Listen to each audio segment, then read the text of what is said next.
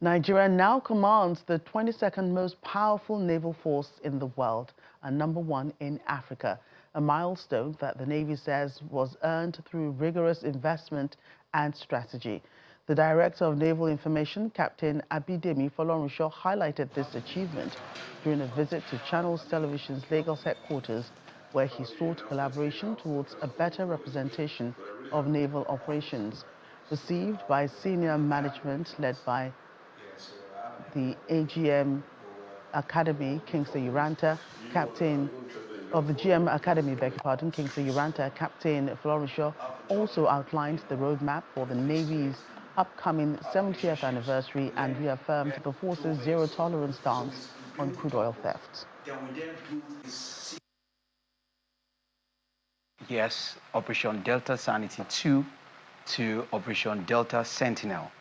It coincides with the federal government's mandate to ramp up production to 2.5 million barrels per day this year. And as part of Nigerian Navy's effort to ensure that we support the president's directive to see how we support boosting of production to achieve that goal.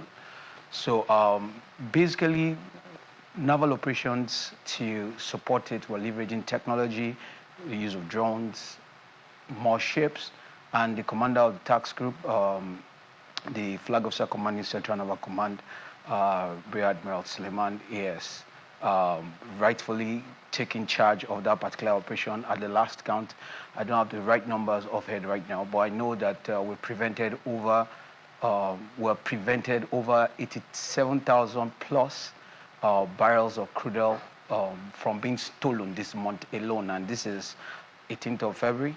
And Nigeria has been ranked number 22 in the world in terms of the strength of its navy, talking about the number of naval assets that the nation has. And rightfully 152 ships strong, and they ranked us number one in Africa in terms of the naval strength. It's something that just speaks to painstaking investments by the federal government and the astute management of the former chiefs of the naval staff, and I mean the incumbent chief of naval staff, who has been in the forefront, in the vanguards, of naval operations. I mean, it also speaks to investments in indigenous shipbuilding, and like we have the Seaward Defense Boat program. We're in the 5th iteration. This year, we intend to commission the 4th and the 5th one. And this has been on since 2007 when the program started. We've built 5 warships, we've built 1 ferry, and we've built, I think, 2 tugboats or thereabouts. So it didn't come as a surprise that eventually we are ranked number 1 in Africa.